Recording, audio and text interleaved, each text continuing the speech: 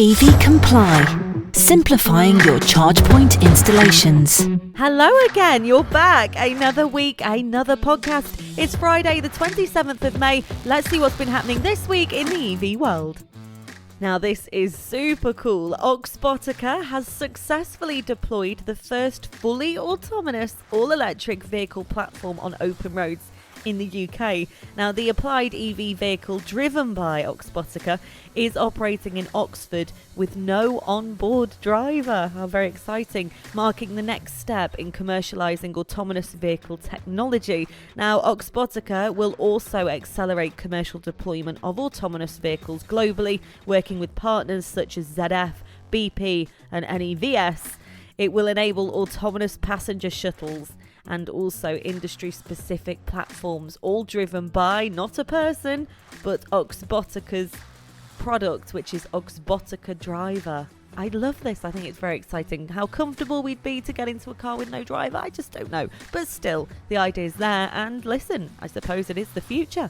Also this week, keeping it futuristic, 3 years after launching the breakdown industry's first engine-powered emergency charge for electric cars, the RAC has begun rolling out a faster version so that its patrols can get electric car drivers moving again even more quickly.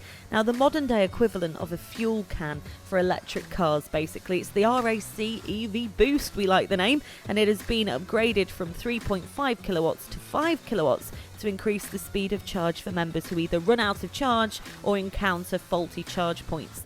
The new charger is capable of adding around 10 miles of range in around 30 minutes or less. Last May, the RAC further underlined its position as the number one for EV breakdown cover by signing an exclusivity agreement with the specialist engineering company that designed and developed the lightweight and compact RAC EV Boost charger, which weighs just 35 kilograms. Britain is seeing record numbers of EV sales and currently has one of the most extensive networks of rapid chargers in Europe.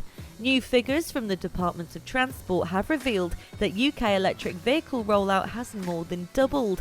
Stats have shown that currently EV registration numbers in the north of England rose to 74,677 in 2021.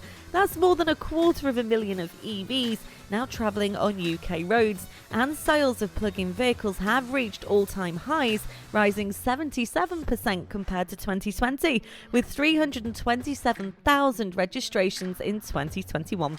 The Department for Transport produced the stats ahead of the Transport Secretary meeting to discuss green transport innovation and the government's mission to build strong infrastructure, transport links and economic growth in regions across the nation. Development of a bespoke EV architecture for small cars will facilitate a direct electric replacement for the Mercedes-Benz A-Class hatchback, in line with the firm's plan to usher in an EV in every segment by 2025.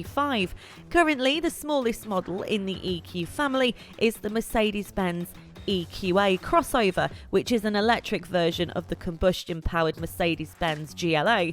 Now, the AMA platform is intended in the first instance for EVs in this segment, the smallest in which Mercedes-Benz currently operates, and it will bring a step change in the functionality and performance of its entry-level EVs.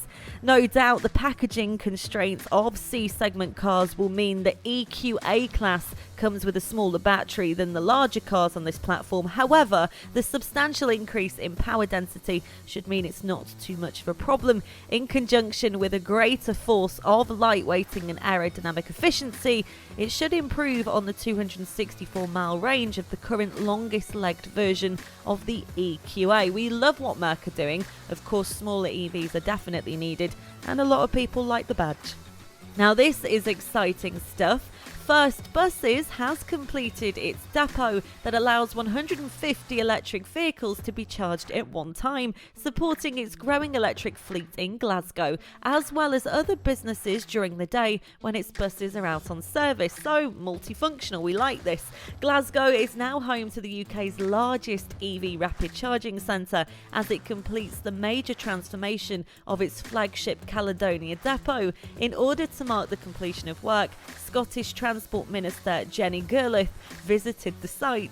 The collodion depot, located in Glasgow, Southside, has had 160 state-of-the-art rapid charging points installed over the last 9 months, which will allow 150 EVs to be charged at the depot at one time. It's very impressive, it looks very good, and of course it's helping move forward in the EV industry. Now you need to know about this. There are substantial financial benefits for both employers and employees in the introduction of an electric company car scheme, particularly if it's offered via salary sacrifice. Now, the benefit in kind, or BIC tax, for EVs is currently just 2%, which is a powerful incentive for employees to switch to electric in comparison to petrol and diesel cars, where you could be looking at a BIC rate of over 30%. Offering employees EVs through a salary sacrifice scheme could also offer significant Class 1A national insurance savings, which is a double bonus. Now, businesses could typically save around £80 to £100 per employee per month. That's quite a big saving on each zero emissions vehicle on the scheme, whilst the employee also benefits from the lower NI contributions that I've just mentioned, making it an attractive option to both businesses and workers. And in addition to encouraging zero emission vehicles, by using a salary sacrifice scheme, businesses can offset their carbon emissions, so definitely one to look into. Taking things down under now, the Australian miner EV Metals Group has bought the battery materials division of UK multinational Johnson Matthey for £50 million, moving it closer to becoming a full-service battery maker for the electric vehicles industry. The deal gives EV Metals the technology that Johnson Matthey developed to create eLNO, which is a substance made from nickel, cobalt and lithium that increases the range and reduces the cost of EV batteries.